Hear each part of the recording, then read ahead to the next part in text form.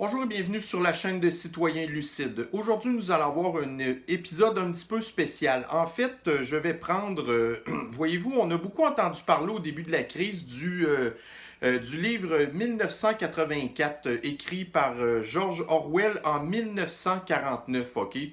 Alors écoutez, moi personnellement, je n'avais jamais vu ce livre-là, ok? C'est sûr que j'en avais déjà entendu parler, là, mais honnêtement, je le connaissais pas vraiment. C'est sûr que j'avais entendu parler un petit peu de la substance du livre, là, le principe d'Orwell, puis ce genre de choses-là. Écoutez, j'avais déjà une certaine idée de quoi il s'agissait. Par contre, c'est ça, comme je vous dis, je ne l'avais jamais vu. Alors, comme par hasard, c'est arrivé cette semaine que j'ai vu passer dans mon fil YouTube.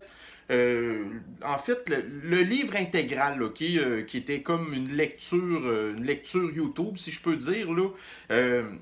Et là, sur le coup, bon, regardez, c'est une vidéo qui dure quand même 12 heures, OK? Euh, Là, moi, j'avais une certaine attirance à mettre la main sur ce livre-là, si je peux dire. Par contre, moi, je suis vraiment pas un très grand lecteur, OK? Je commence à lire quelque chose, puis automatiquement, c'est pas trop long que je commence à me perdre dans ma tête, puis après ça, je pense à d'autres choses. Parce que je suis pas une personne qui est visuelle, moi, je suis auditif. Alors là, quand je suis tombé là-dessus, sur le coup, j'étais un petit peu découragé de voir que c'était 12 heures, mais en même temps, je me suis dit, ouais, mais tu sais, en même temps, quand tu lis un livre, habituellement, c'est quand même assez long. Puis, étant donné que je suis auditif, je me suis dit, bon, ben, regarde, on va essayer ça. Alors, j'ai parti ça, puis le narrateur aussi, donc, de cette vidéo-là, est vraiment très bon, ok? Il fait pas juste lire bonjour, ça va bien, oui. Alors, Winston a fait ça, non, non, non. Non, tu sais, vraiment, je vous dirais que c'est comme un petit peu de se faire raconter une histoire, là. Fait que j'ai vraiment trouvé ça une belle expérience. Là, j'ai quasiment fini la lecture du livre, si on peut dire. Par contre, bon, là, pour la vidéo, je vous dirais que j'ai quand même pris là, une espèce de petit raccourci pour connaître la fin, parce que là, j'ai quasiment fini là, l'espèce de gros bout important du livre, si je peux dire, là. Alors, c'est ça. Donc, j'ai tous les éléments que je considère importants pour être en mesure de faire la vidéo aujourd'hui. Alors, je peux effectivement considérer, après avoir entendu ce livre-là, qu'on peut faire une espèce de rapprochement avec la situation actuelle. Donc, je peux le confirmer. Ça me fait penser un petit peu à la situation du Grand Reset, OK? Ça reste qu'il y a je vous dirais certaines différences, là, mais si on regarde le nœud, vraiment le cœur du livre 1984, je comprends pourquoi il y a eu certains amalgames qui ont été faits là-dessus. Alors, c'est sûr que, mettons qu'on se met dans l'univers du livre 1984, puis qu'on se met dans notre univers à nous, je vous dirais qu'il y a certaines différences fondamentales, OK? Premièrement, dans le livre de 1984, il n'est jamais question en tant que tel de mesures sanitaires. OK? Alors nous, ce qui fait la raison pourquoi qu'on a une espèce de dictature sanitaire, là, alors que mettons dans le livre 1984, c'est plutôt une dictature idéologique, si on peut dire.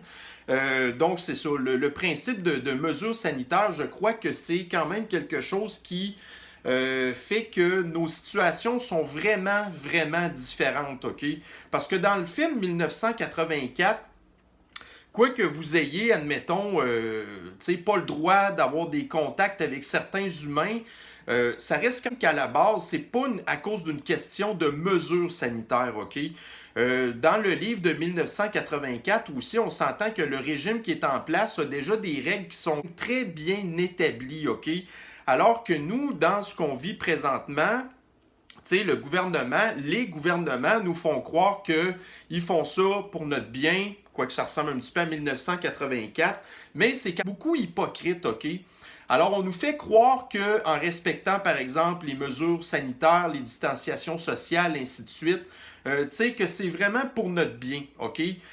Donc, c'est pour ça que je vois que cet aspect-là entre les deux est quand même un petit peu différent. Dans notre cas à nous, c'est ça, on nous dissimule beaucoup les affaires, OK?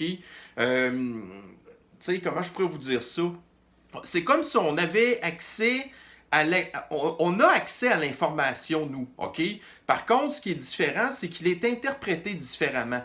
Alors que dans 1984, l'information qui ne fait pas leur bonheur, ben, ils l'effacent complètement de l'histoire, OK? Alors ça, c'est un petit peu différent là-dessus. Aussi, comparé au livre de 1984, qui tourne aux alentours de la guerre entre l'Estasia, l'Océania et aussi l'Eurasia. Donc nous, on n'a pas vraiment de guerre, si on peut dire. Notre guerre à nous, c'est un petit peu une espèce de guerre économique, OK?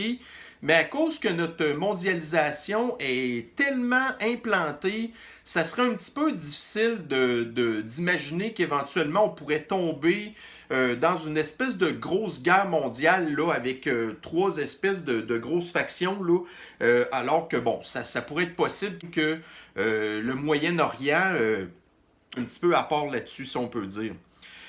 L'autre chose aussi, dans le livre 1984, on nous parle de novlangue. Alors, la novlangue, dans le principe de 1984, c'est utilisé pour essayer de diminuer la pensée. Par contre, on voit que le concept dans le livre est beaucoup, beaucoup plus poussé que nous présentement. Alors, nous, la novlangue, elle est pratiquée surtout, je vous dirais, concernant, par exemple, là, tous les espèces de délires qu'on entend de l'extrême gauche, OK? Tu sais, tout ce qui est les histoires raciales, les histoires LGBTQ et tout ça, la novlangue est vraiment utilisée là-dessus, puis on n'a pas exactement non plus la même façon de l'utiliser, si on peut dire, OK? Nous, c'est beaucoup plus une question de déformer les mots, dénaturer les mots. Alors, par exemple, le mot racisme, si on peut dire, en 2020, raciste, ça veut plus rien dire, OK? Si on compare, par exemple, à vraiment la description du mot, par exemple, dans le dictionnaire, la vraie description pure, OK? C'est la même chose avec là, toutes sortes de mots en phobie, en isme, en is qui sont apparus. Donc, effectivement, nous, notre novlangue, là, c'est plutôt à ce niveau-là là, qu'on peut dire qu'elle existe. OK, donc, c'est sûr que dans le film, en fait, dans le livre de 1984 aussi, on parle un petit peu des scientifiques, OK? Alors, ils disent, par exemple, qu'ils développent des armes de guerre, mais en bout de ligne, leur but, c'est pas nécessairement de gagner la guerre, c'est comme de continuer une espèce de guerre perpétuelle. Donc, les scientifiques là-dedans, je vous dirais qu'ils sont... leur but ultime, c'est pas nécessairement la suppression de la vie, OK? Alors que nous, les nôtres, c'est pas évident. C'est pas évident. Alors, vous avez dans les théories du complot ici, présentement, des gens qui disent que les scientifiques, ben, en tout cas, puis tout l'ordre mondial, en fait, ce qu'ils veulent ultimement, c'est de diminuer la population de 90%, OK? Alors que dans 1984, c'est pas clair. C'est pas clair. C'est sûr qu'ils essaient quand même de laisser autant que possible la population prolétaire dans une espèce de pauvreté, si on peut dire, mais ils disent pas nécessairement qu'ils sont là pour faire l'éradication de l'humanité, OK? Alors ça, c'est quelque chose que j'ai même remarqué qui était différent. Concernant aussi la géopolitique qui est décrite dans dans le livre de 1984, ben on voit comme que, bon, tu sais, les trois factions, Eurasia, Océania et aussi Estasia, c'est, bon, en tout cas, on peut pas vraiment comparer ça à ce qui se passe présentement.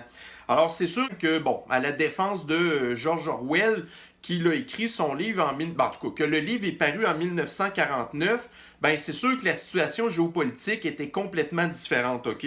Alors, c'est sûr, par contre, que nous, maintenant, on pourrait faire effectivement une espèce de découpe sur la carte mondiale.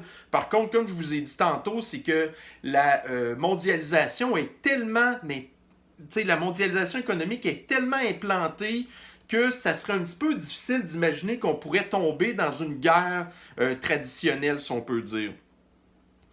Ensuite de ça, bon, c'est sûr que dans le film, on entend parler des principes de Big Brother, partie intérieure, partie extérieure, les prolétaires et aussi la fraternité. OK? Ça, c'est, je vous dirais, là, l'espèce de grosses différences de classe sociale, là, si on le regarde en gros comme ça.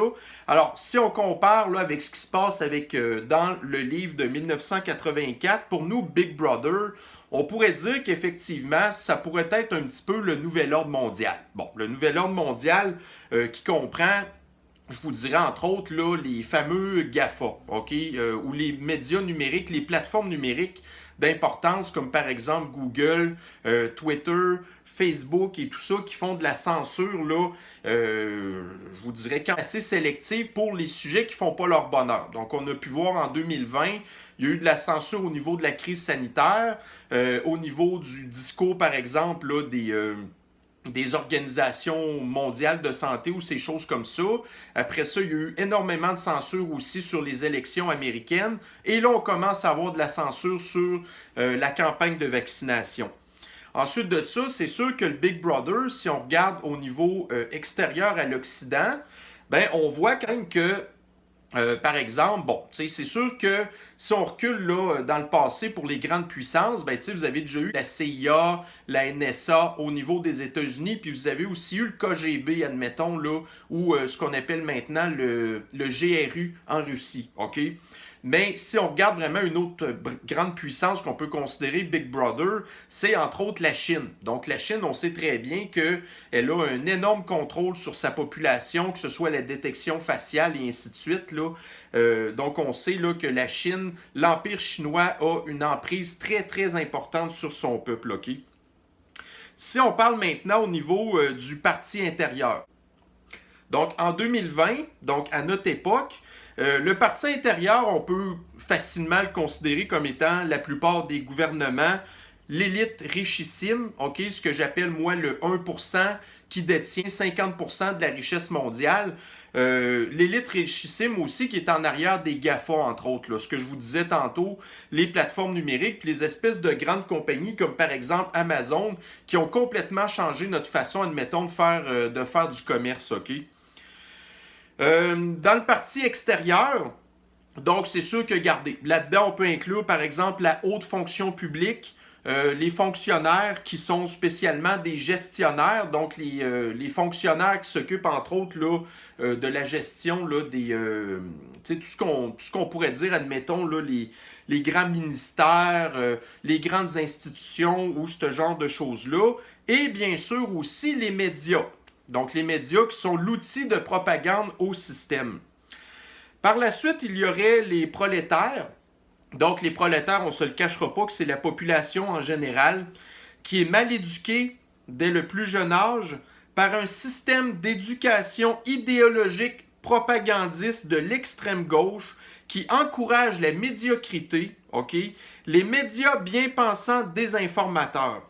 Alors, quand que je parle en fait, là, des jeunes, là, l'éducation des jeunes qui encourage la médiocrité, on sait très bien depuis plusieurs années dans l'Occident, admettons, la diplomation qu'on a maintenant est absolument incomparable à la qualité qu'on avait, par exemple, dans le passé, OK?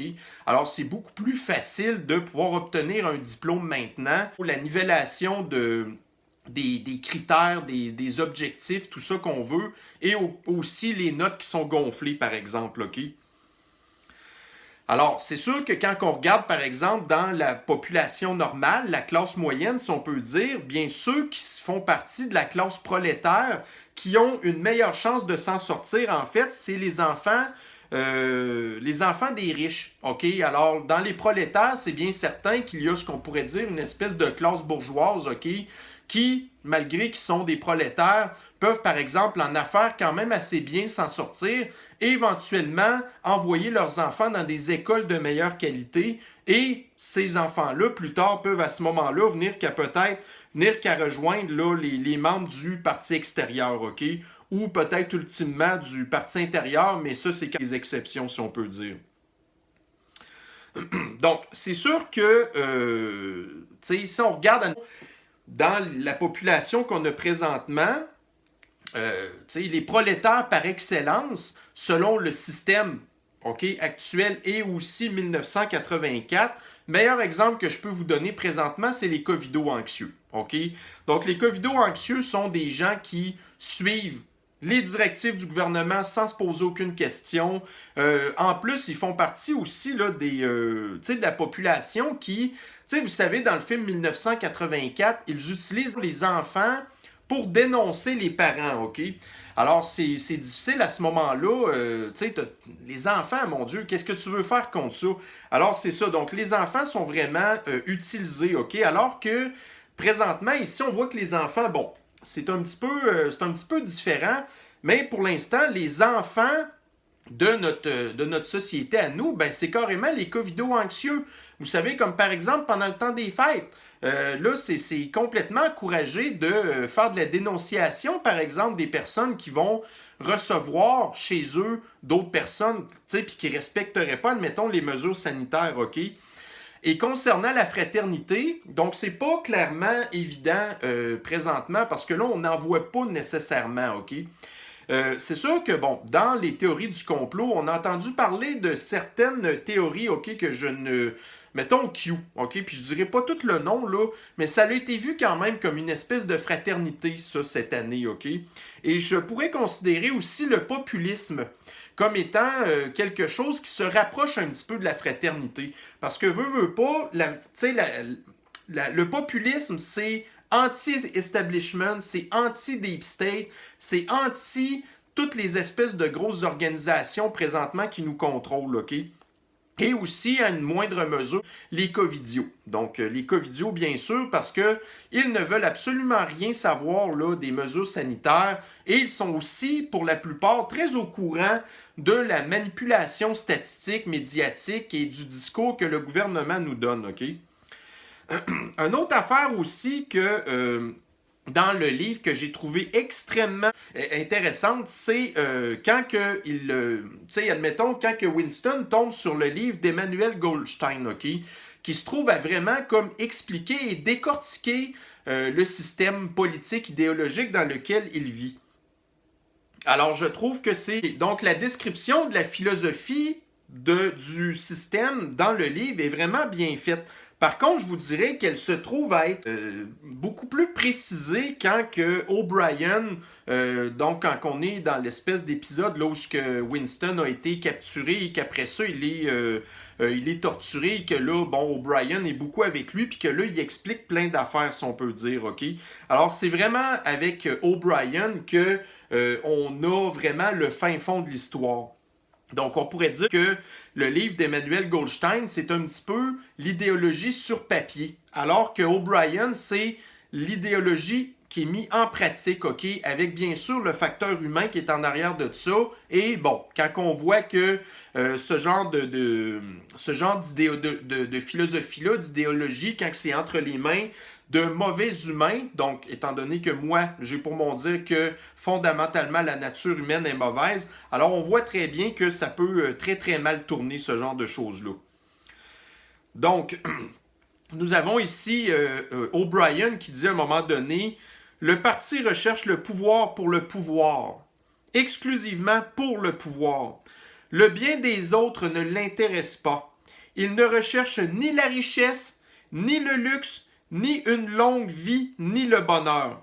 Il ne recherche que le pouvoir, le pur pouvoir. Alors, c'est sûr que, comparé, admettons, à notre réalité de maintenant, je serais un petit peu étonné que l'élite en vienne vraiment à cette pureté idéologique-là, OK? Nous, on sait très bien que notre 1%, ce qu'ils veulent par-dessus tout, c'est s'enrichir. OK, c'est pas compliqué, c'est juste de gonfler encore au maximum leur richesse. Puis je vous dirais comparativement, par exemple, à si on regarde là, l'espèce d'élite là, du parti intérieur dans 1984, oui, c'est sûr que c'est des gens qui vivent plus confortablement que les prolétaires, par exemple, OK, puis qui ont un petit peu plus de liberté, mais ça n'a absolument rien à voir avec notre 1% à nous qui est complètement débridé, qui fait ce qu'il veut, qui vit dans un luxe complètement, complètement démesuré, OK? et possède des affaires qui n'ont pas d'allure, là. Tu sais, quand t'es rendu, par exemple, que, bon, là, je vous donne un exemple très, très large, là, mais quand t'es rendu que ton jet privé, c'est plus rien qu'un petit Gulfstream, puis que là, t'es rendu avec un gros A380 à 2 étages que tu transformes en jet privé, ou des espèces de yachts qui sont rendus, qui se calculent dans les milliards, OK? Là, on est très, très loin de ce qui se passe dans 1984. Donc, on n'établit pas une dictature pour sauvegarder une révolution. Ah, ok, oui, c'est vrai. Donc, en fait, tu sais, vous avez, parce que je me trouve avoir coupé là, la citation de O'Brien, mais ce que je vous ai décrit tantôt aussi, il poursuit en disant on n'établit pas une dictature pour sauvegarder une révolution. On fait une révolution pour établir une dictature. Alors, la révolution, si on compare ça à maintenant, c'est quand même très facile de faire le rapprochement avec le Grand Reset qui en est une révolution. Et nous savons très bien aussi que dans notre révolution à nous, si on peut dire, les grands architectes, là, les grands artisans qui sont vraiment en arrière de ça, qu'on voit qu'ils ont un pouvoir extrême, OK, sur les directions qu'on est en train de prendre, ben, moi, je peux pas faire autrement que de penser automatiquement à Bill Gates, par exemple, et à George Soros. Ça, c'est clair et net, OK? Un autre truc aussi que j'ai trouvé intéressant, puis sur le coup, vous allez peut-être me trouver un petit peu quétaine, comme on dit en bon québécois, c'est l'histoire d'amour, OK, qui change un petit peu, je vous dirais, là, le ton du livre, OK? Alors, l'histoire d'amour avec Julia, je l'ai trouvé intéressant. Alors, on voit qu'ils ont eu quand même toutes les difficultés à pouvoir se rencontrer, se voir et ainsi de suite, OK? Alors là-dessus, pourquoi est-ce que je fais une espèce de petite relation avec ce qu'on vit en 2020 avec le principe des mesures sanitaires, des règles de distanciation sociale, du télétravail quasiment obligé, et ainsi de suite? On est un petit peu dans une situation similaire. Alors, comparativement à l'avant 2020, c'était beaucoup plus facile de pouvoir se rencontrer. On avait bien sûr des façons électroniques comme on a maintenant en 2020 avec les mesures sanitaires, mais on avait aussi la possibilité de se voir en personne. Puis on n'avait pas non plus de problème à aller se rencontrer n'importe où. Donc on avait la totale liberté de pouvoir avoir des relations avec d'autres personnes, OK? Alors en 2020, on vit exactement les mêmes difficultés que Winston a eu avec Julia, si on peut dire, parce que, regardez, c'est sûr qu'il y a des gens qui ne respectent pas les règles, OK, les règles sanitaires, les mesures sanitaires et tout ça, mais à la base, là, si on regardait vraiment toutes les mesures qu'on a, tous les règlements et que nous les appliquions à la lettre, comme on dit, by the book, les possibilités de pouvoir avoir une relation avec quelqu'un en 2020 sont extrêmement amenuisées. Vraiment. Alors, c'est pour ça que j'ai pas pu faire autrement que de faire la connexion entre les deux. Ensuite de ça, c'est bien sûr que, je pense que le bout qui est le plus dur dans, moi en tout cas, celui qui m'a marqué le plus, c'est vraiment l'épisode de torture de Winston par O'Brien, OK? Alors, encore une fois, donc je ne vais pas entrer dans le détail concernant le livre, mais une autre affaire que j'ai pas pu m'empêcher de faire une espèce de comparatif quand on voit comment est-ce que O'Brien, dans le livre, il est tellement détaché, il est tellement comme bien avec sa façon, sa manipulation est poussée au maximum. Tu sais, on le voit, là, c'est vraiment un vrai psychopathe, si on peut dire, ce gars-là. Là. Tu sais, c'est pas le genre à partir à broyer, puis le soir, après tout avoir torturé ces personnes, là, il n'est pas le genre à se mettre en boule dans son lit ou à avoir des problèmes de dépression. Alors, une autre affaire, ben moi, j'ai pas pu m'empêcher au Québec ici à penser à François Legault, qui continue, sans aucun problème, sans aucune gêne, à sourire. Quand on le voit, par exemple, dans ses conférences de presse, il arrive, il enlève son masque, il sourit, il se fait poser des questions par ses médias complaisants, il sourit, il a du fun, cet homme-là. Quand on voit comment est-ce qu'il est déconnecté, par exemple, dans son fil Twitter, puis qu'il nous envoie toutes ces maudites cochonneries de livres, là, puis ces espèces de fausses mauvaises nouvelles, qu'on se rend tout compte qu'en bout de ligne, c'est tout connecté avec le grand reset. Par exemple, ces annonces d'emploi qui sont toutes dans l'informatique, les ordinateurs, l'intelligence artificielle, puis tout ça, on est en train la société québécoise est en train de se déconstruire complètement, qu'on est en train de se faire implanter ça, puis lui nous sourit en pleine face avec ça. C'est ça, puis ça ne l'empêche pas non plus de vivre une vie normale. Pendant ce temps-là, des citoyens se suicident, souffrent, des couples se séparent, des personnes font faillite ou perdent leur commerce, sans parler des enfants. Les enfants.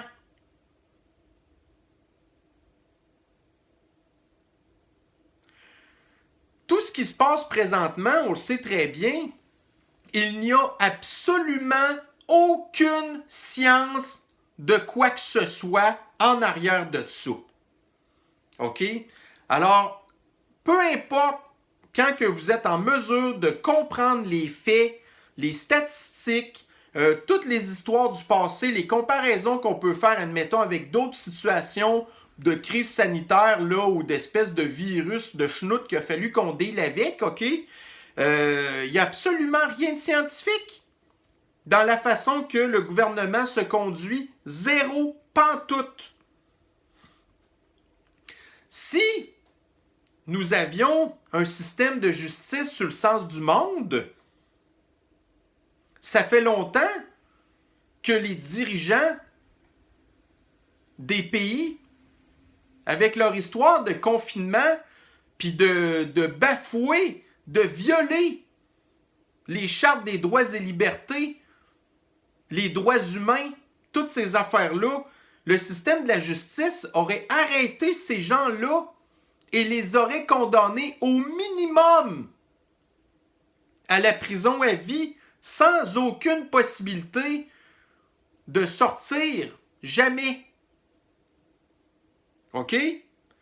Puis dans le pire des cas, honnêtement, là, puis ça, je vous le dis, si c'est moi là, qui était en arrière de cette espèce de grosse affaire-là, ben, O'Brien, là, ça serait de la petite bière à côté de ce que je ferais avec ces gens-là. Avec tout ce qu'ils ont fait, là, ce qu'on peut considérer comme des crimes contre l'humanité, facilement, de violer comme ça nos libertés pour aucune science, rien du tout. Puis même à la limite aussi d'avoir créé les covido-anxieux. Parce qu'à la base, ces gens-là, c'est ce que j'appelle des lavettes. C'est des gens qui n'ont pas de colonne, qui n'ont aucun courage, qui n'ont rien du tout. OK? Par contre, c'est tout ce qui s'est passé qui les a créés et qui les a fait se transformer, évoluer en covido-anxieux. Donc, ces gens-là sont responsables de ça aussi. C'est de la manipulation psychologique. Puis là, ben nous, c'est sûr qu'on a notre François Legault, on a notre Christian Dubé, on a notre Horacio Arruda, notre brochette de navet, OK? Mais quand je regarde, par exemple, l'actualité en France, donc quand on voit Olivier Véran qui pète sa coche à la TV ou qui pète sa coche à l'Assemblée nationale parce que les gens, ils disent pas ce qu'ils veulent, il fait la crise du bacon, comme on dit, hein? Ce gars-là, il est dangereux, là. Puis en plus, le pire, c'est que lui, regardez, c'en est un médecin. C'en est un scientifique qui devrait connaître la vérité, mais c'est probablement un des pires. Alors que je regarde, par exemple, le premier ministre, Jean Castex.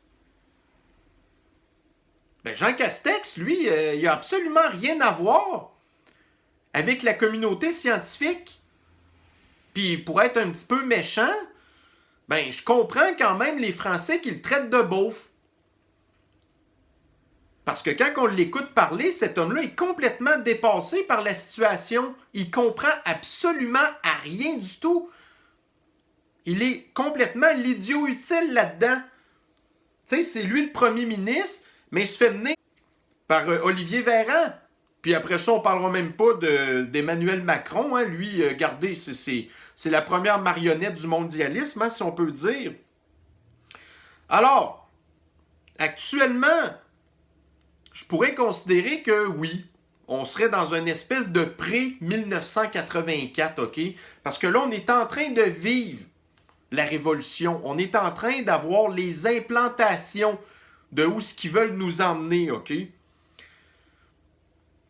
Alors, ce qui est un petit peu différent par rapport, admettons, à ce qui se passe dans 1984. Donc, regardez, dans les choses les plus farfelues, ce qu'on entend dire, c'est que d'une manière ou d'une autre, ce qu'ils veulent, c'est en fait faire la dépopulation.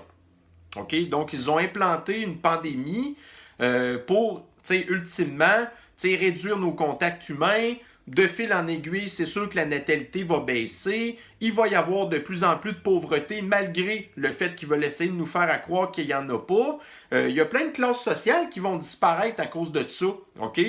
Donc, c'est sûr que là-dessus, c'est très, très évident de faire là, une espèce de relation entre les deux. Je ne peux pas en vouloir là, aux personnes qui ont fait là, le rapprochement.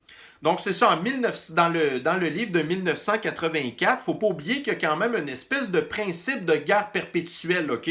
Même si on se rend compte des fois dans le livre que, admettons, l'Océania n'était pas en guerre nécessairement avec l'Eurasia, non, excusez, avec l'Estasia, en tout cas, peu importe, là, il y a un petit peu de manipulation là-dedans, mais nous, c'est pas... nous, ce qu'ils veulent, c'est vraiment comme implanter le principe de peur. OK? Comme Bill Gates, admettons, qui est en arrière vraiment de tout ça. L'histoire de la campagne de vaccination, ça n'a rien à voir avec, par exemple, la production inutile d'armement, OK? Comme, admettons, dans 1984. Donc, là-dessus, les aspects sont différents, OK? Faut pas oublier non plus que nous, comparativement à 1984, comme je disais un petit peu tantôt, la géopolitique est complètement différente. Nous avons tellement implanté le mondialisme économique que ça serait un petit peu difficile d'imaginer qu'on tombe en guerre. OK? Par exemple, la Chine, c'est pas notre allié, là, c'est notre ennemi. Par contre, on achète tout de là. On dépend de la Chine complètement. Fait que ça serait difficile de dire qu'on tombe en Chine puis qu'après ça, voyez-vous ce que je veux dire? Donc, un petit peu aussi, comme que je disais tantôt, dans le livre 1984, les membres du parti intérieur, donc leur espèce d'élite à eux, c'est du communisme pur. OK? Puis ça ressemble quand même beaucoup à ce qui s'est passé, par exemple, avec le régime stalinien, qui avait effectivement une élite qui vivait un petit peu mieux que, par exemple, le peuple. Mais c'était ultra fragile, ça, OK? Moindrement qu'il déraillait un petit peu, admettons, de la voix du gouvernement, ben ces gens-là, tout de suite, se faisaient fusiller, OK? C'était pas compliqué, là. Alors, c'est un petit peu les mêmes affaires dans le parti intérieur. Si t'es un traître, tu te fais ramasser direct. En plus, ils avaient aussi les téléécrans, OK? Donc, c'est sûr qu'ils pouvaient, pour une petite période de temps, les fermer un petit peu, mais ils étaient en constante surveillance aussi. Ça n'a absolument rien à voir avec notre 1% à nous, qui fait complètement ce qu'elle veut.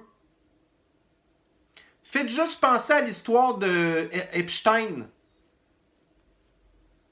Le 1% est mêlé là-dedans par-dessus les oreilles. Il y a plein de preuves. Il se passe absolument rien. Ces gens-là ont la liberté absolue. Fait que, tant qu'à faire, là, notre élite à nous, je la trouve quasiment pire que là-dedans. Si on résume un petit peu, donc, le livre 1984, c'est l'apogée du communisme en guerre perpétuelle. Donc, c'est très, très, très semblable au régime stalinien. OK? N'oubliez pas une affaire, le livre est sorti en 1949. Après ça, vous avez eu le régime stalinien, qui ressemble énormément à ce qui s'est passé dans le livre de 1984. Alors que nous, notre réalité, dans le Grand Reset, l'apogée ultime du capitalisme sauvage par l'implantation de l'intelligence artificielle et de la robotisation. Donc, on l'a vu dans le plan du Grand Reset. Et aussi, si vous avez vu ma vidéo, le Grand Reset, j'en parle un petit peu de ça. Donc, pourquoi est-ce qu'on implanterait l'intelligence artificielle et la robotique? C'est parce qu'on veut remplacer l'homme qui n'est pas assez performant. On veut maximiser la production. Et aussi, c'est sûr qu'avec des robots, ainsi de suite, c'est ça, c'est un enrichissement incalculable du 1% à cause qu'on réduit au maximum les coûts de production. Notre 1% à nous, il n'en veut pas de guerre en tant que telle. OK? Alors, comparativement, admettons, à les frontières qu'on peut voir dans 1984, nous, c'est sûr que, bon, on ne sait pas jusqu'où ça peut aller, là, mais ça serait quand même très facile à dire que notre carte à nous, notre carte géopolitique, ça serait l'Occident, l'Europe de l'Est, avec Israël, le Japon, la Corée du Sud. Ensuite, la Russie. Bon, la Russie, c'est un petit peu compliqué, là. On sait qu'elle a quand même des connexions avec certains pays du Moyen-Orient, mais je ne crois pas que les Russes peuvent vraiment faire confiance là, au Moyen-Orient. Surtout que la mentalité russe et la mentalité de l'islam, c'est pas vraiment compatible, OK? Alors ça, je pense qu'en délicat. Alors, à la limite, tu sais, comme par exemple, vous avez la Turquie, qui est pour l'instant alliée des Russes. Tu sais, les Turcs, je m'excuse, là, mais à la moindre petite occasion, ils vont poignarder dans le dos. OK? Que ce soit nous, l'OTAN, l'Union européenne, même s'ils ne sont pas encore membres. Regardez, il a déjà aussi fait une couple d'affaires, là, que je ne suis pas sûr non plus que Poutine était très content, hein, notre cher Erdogan. Par la suite, donc la Chine. La Chine, tant qu'à moi, c'est eux, pour l'instant, qui ont quasiment... tu sais, c'est les héros de l'ombre, si on peut dire. Là, ils ont implanté partout. OK? Donc, la Chine va posséder sans aucun problème quasiment l'Asie au complet, sauf, comme je vous disais tantôt, le Japon et la Corée du Sud qui va continuer à être défendus, par exemple, par l'Occident. OK? La Chine, donc, c'est ça. Il possède quand même aussi des endroits stratégiques partout dans le monde. Tous les achats de ports qu'ils ont fait, par exemple aussi l'acquisition du lithium en Bolivie, donc qui est probablement l'endroit où on est capable d'avoir le plus de lithium, qui sert entre autres à la production des batteries électriques, OK? Et aussi, il y a de ça pas très longtemps, ils ont fait aussi un chemin de fer entre la Chine et l'Europe, qu'ils ont appelé le Iron Silk Road. Alors, dans le temps, ça, c'était fait par bateau, mais maintenant, effectivement, c'est possible pour la Chine de pouvoir envoyer plein de leurs marchandises par le chemin de fer. Donc, dans, mettons, l'implantation du Grand Reset, on ne se le cachera pas que c'est sûr que les États-Unis vont penser être capables d'être l'espèce d'entité qui va contrôler toutes les autres. Ils vont être comme les numéros 1, si on peut dire. Mais selon moi, ils se trompent royalement. OK? Pendant qu'eux faisaient la guerre un petit peu partout, donc, admettons, au 20e siècle, au début du 21e siècle, jusqu'à temps que ça prenne fin pas mal avec Donald Trump, pendant ce temps-là, la Chine, elle plaçait ses pions. Elle jouait au Monopoly, puis elle achetait des terrains. Elle se faisait son parc immobilier, si on peut dire. Fait que les États-Unis qui pensent être numéro 1, oubliez ça, man. Oubliez ça. Ensuite, dans le livre, des choses qui m'ont beaucoup marqué, OK, que j'ai qualifiées en fait de citations remarquables. Les meilleurs livres sont ceux qui racontent ce que l'on sait déjà. J'ai trouvé ça très profond comme idée. Et puis, je vous dirais quand même, à un autre niveau, remplacer le mot livre par un autre mot, comme par exemple, remplacer livre par scientifique. Les meilleurs scientifiques sont ceux qui racontent ce que l'on sait déjà. C'est pour ça que pendant la crise sanitaire, mon scientifique que j'ai suivi, c'est Dr Didier Raoult. OK? Parce que tout ce qu'il a dit pendant toutes ces vidéos que j'ai suivies de YouTube, ainsi de suite, les choses qu'il disait, ben, selon ma logique et le gros bon sens, là, ben, c'était des affaires que je savais déjà. Tu sais, c'était comme m'enfouir en dedans de moi, si on peut dire. Ensuite, c'est bien sûr que le principe de novlangue. Alors, la novlangue, j'avais déjà entendu parler de ça, surtout en France, OK? On voit que dans en fait, là, l'espèce de débat médiatique qu'on a présentement, avec effectivement, j'en ai parlé un petit peu tantôt, là, la bien-pensance de l'extrême gauche et ainsi de suite, ben, on voit quand même que les médias qui sont qui sont pas en accord avec cette bien-pensance-là, ben, eux, ils considèrent que la façon de vouloir commencer à changer la signification des mots, c'est carrément de la novlangue, OK? Alors, novlangue, en fait, je vous dirais que c'est quelque chose que je vais essayer d'implanter dans mon vocabulaire maintenant. Aussi, le principe de double pensée, qui a été très bien décrit par O'Brien dans le livre, OK? La double pensée, donc, c'est en fait tout simplement la manipulation de la réalité par le gouvernement. Donc, dans le livre, c'est très bien expliqué comment il fonctionne, mais dans notre vraie vie, c'est un petit peu la même affaire. On la vit présentement, la double pensée. Quand il nous montre, on a juste à regarder comment est-ce que les données ont été utilisées d'une façon complètement différente du début de la crise à maintenant. Et en plus, là maintenant, ils sont rendus qu'ils sont interprétés tout croche. Donc, c'est clairement de la double pensée. Au même titre que les médias qui sont des alliés du gouvernement, ce qu'ils font, c'est tout le temps juste de la désinformation. L'ignorance, c'est la force.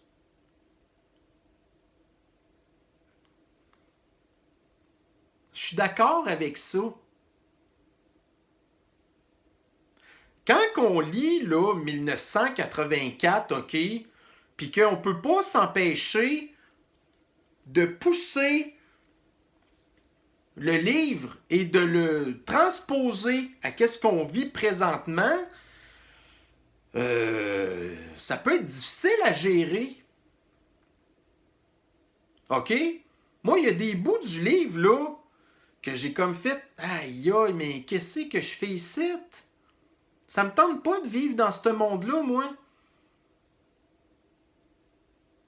Ça me tente pas de savoir que il y a des gens, par exemple, qui font partie des prolétaires covidiaux, pire que leur enfant vit dans ce monde-là. Alors, pour ces personnes-là qui sont ignorantes, ben, je suis content pour elles. Si vous n'êtes pas capable de gérer la réalité puis la vérité, vous êtes mieux de ne pas savoir. Il y a des affaires moi-même que je fais comme exprès d'éviter. Des personnes, par exemple, qui me disent quelque chose, OK, qui est dérangeant, puis là, tout de suite, je vais comme dire, OK, ça va donner telle affaire.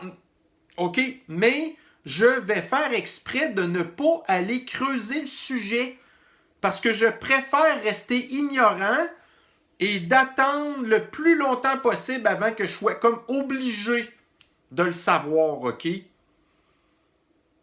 Alors, l'ignorance, c'est la force, oui, mais en tant que telle, là, l'ignorance, ben, c'est aussi le bonheur pour beaucoup de gens. À un moment donné aussi, quelque chose qui m'a marqué puis qui avait beaucoup marqué Winston, c'était s'il y avait un espoir, il était chez les prolétaires. OK? Parce qu'on s'entend que c'est pas le système qui va se saboter lui-même. À moins que vous ayez là-dedans des délateurs, des mutineurs, des traîtres, OK? Mais c'est quand même surprenant. Ça serait surprenant. Voyez-vous, notre système, ça fait longtemps qu'il fonctionne. Puis il n'a encore jamais capoté. À part une couple de scandales, là, il ne s'est rien passé, puis ça continue. Donc, dans ce qu'il dit, que l'espoir est chez les prolétaires, mais quels prolétaires? Chez les populistes, hein? Qui, on pourrait dire, serait un petit peu la fraternité. L'espoir, il serait certainement pas chez les covido-anxieux, hein? Les covido-anxieux, ils aiment la nouvelle réalité. Fait que c'est pas eux qui vont aider à détruire le système. Les covido-anxieux, j'en ai un petit peu parlé tantôt, mais c'est l'équivalent des enfants dans le livre qui sont endoctrinés à stouler leurs parents. Mais les covido-anxieux, c'est un petit peu les enfants prolétaires du livre. Là, ils ont été programmés pour stouler les autres. Alors, les covido-anxieux sont les enfants prolétaires du livre, tout simplement.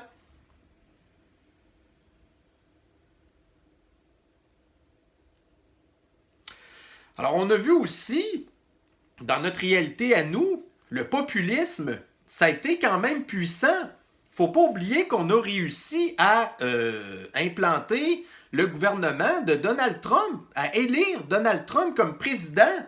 Mais en fait, c'était pas implanter un gouvernement Donald Trump, non. On a voté, tu sais, moi je parle supporter dans mon cas, mais pour Donald Trump parce qu'on voulait sacrer dehors l'establishment, le deep state, tout scraper ça, drain the swamp, comme on disait, OK? Même jusqu'à la limite, ça a fonctionné dans certains endroits, comme par exemple au Royaume-Uni, quand ils ont élu Boris Johnson, et qu'après ça, ils ont réussi à faire le Brexit, OK?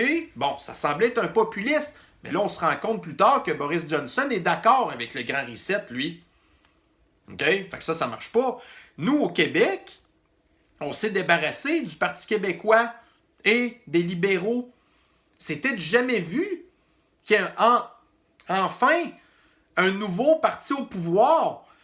Le gouvernement de la CAQ, la coalition Avenir Québec, tout ça pour se rendre compte en 2020 que finalement on avait été bien baisé, hein?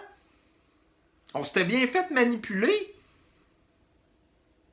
Mais là, en 2022, il va falloir absolument sortir ce gouvernement-là de là. Mais malheureusement, ça va être pénible. Parce que là, ils ont tous les covido-anxieux derrière eux, puis c'est quand même une grosse partie de la population. C'est très important. Autre chose, donc quand que j'ai lu le livre, si on peut dire, moi, je suis quelqu'un qui regarde beaucoup de films, OK? J'aime beaucoup les films de toutes sortes d'affaires, mais j'aime quand même beaucoup les films de science-fiction. Donc, j'ai pas pu m'empêcher de faire une relation entre le livre 1984 et le film Equilibrium avec Christian Bale, OK? Alors, Equilibrium, ben, c'est ça. Moi, tu sais, quand on regarde la réalité, c'est sûr que ça ressemble énormément à ça, OK? Un autre film que je pense qui s'adresse un petit peu plus à ce qu'on vit maintenant, ben, c'est le film V pour Vendetta. Parce qu'on sait très bien que, tu sais, dans Equilibrium, il n'est pas question nécessairement vraiment de virus, OK? Alors que nous, V pour Vendetta, ben, le film tourne aux alentours de ça. Le régime a été implanté en manipulant l'apparition d'une crise sanitaire, créée en plus par le régime. Ça ressemble-tu à nous, ça, rien qu'un peu? Fait que nous, c'est la même affaire. Ce qu'on a actuellement, avec l'histoire de mesures sanitaires, c'est pas compliqué. C'est plus un régime autoritaire ou une dictature sanitaire. Non. C'est un régime fasciste sanitaire. On est encore une coche en haut, là. Avec l'histoire de la vaccination obligatoire qui s'en vient, Non, non, non, elle sera pas obligatoire. Ah ouais? Ben, si tu te fais pas vacciner, tu n'auras pas ta liberté de mouvement. Puis de toute façon, la liberté d'aller où? On le sait même plus. Fait que c'est rendu vraiment du fascisme sanitaire.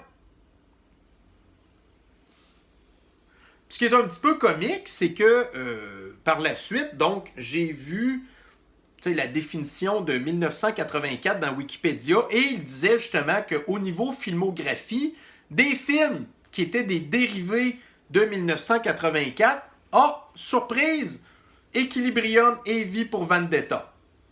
Alors voyez-vous, des fois, 1984 est un livre qui est terrifiant de vérité, vérité au pluriel, et très révélateur du danger de donner le pouvoir absolu à une caste suprême d'hommes, dont je vous le disais, fondamentalement, la nature humaine est mauvaise. Même si vous en avez une couple là-dedans qui ont des bonnes intentions, ceux qui vont avoir le dessus, c'est ceux qui sont fondamentalement mauvais. Et ce qu'on voit présentement, avec l'implantation de la révolution sanitaire, du Grand Reset, on est vraiment proche d'arriver à ça. Ce que je peux vous dire, question de rajouter, en tout cas, un petit peu d'optimisme là-dedans, de positivisme, autant que possible, n'oubliez pas, essayez de ne pas y penser. Vivez votre vie du mieux qu'il est possible. De belles choses peuvent rendre votre vie meilleure, malgré la réalité. À vous de trouver celle qui vous rend heureuse. Si vous n'avez rien que vous aimez dans la vie, ben là, vous êtes pas mal foutu, hein? Évitez de vous compliquer la vie avec toutes sortes de tracas réels ou mentaux. Simplifiez-vous la vie. Essayez toujours de chercher la simplicité. Et oui, comme le livre nous le dit, dans bien des cas, et comme moi je vous ai dit aussi tantôt, l'ignorance, c'est la force. Sur cette finale lugubre, je vous remercie d'avoir visionné la vidéo. Alors regardez, moi c'est l'analyse que je fais du livre, ok? La critique que je fais un petit peu du livre, que j'ai trouvé très bon d'ailleurs. Je vous le dis, je suis pas un connaisseur de livres, ok? Je pourrais pas changer ma vie en critique de livre, oubliez ça. Moi, je me suis comme imposé de lire ce livre-là parce que je pense que pour ma culture à moi, dans la réalité actuelle, je pense que ça faisait partie d'un quelque chose d'inévitable, ok? Je pouvais pas passer à côté de ça. Alors, j'ai trouvé ça vraiment super intéressant. Peut-être que si je réussis à retrouver d'autres livres de même, comme je vous dis, parce que moi, je suis auditif, je ne suis pas visuel, en tout cas, pour moi, ça a été une façon de bien pouvoir connaître le livre, ok? Alors, pour les personnes comme moi qui sont auditives et non pas visuelles, qui ne sont pas capables de passer au travers d'un livre et qui veulent absolument se claquer ça, j'ai mis le lien dans ma page Facebook, ok? Alors, sur ce, je vous souhaite un bon temps des fêtes. Je vais vous souhaiter une année 2021 meilleure que 2020. On va essayer d'ignorer qu'est-ce qui s'en vient. Ça va peut-être nous aider, là. Mais en tout cas. Alors, on se reprend sur une prochaine capsule. Bye bye.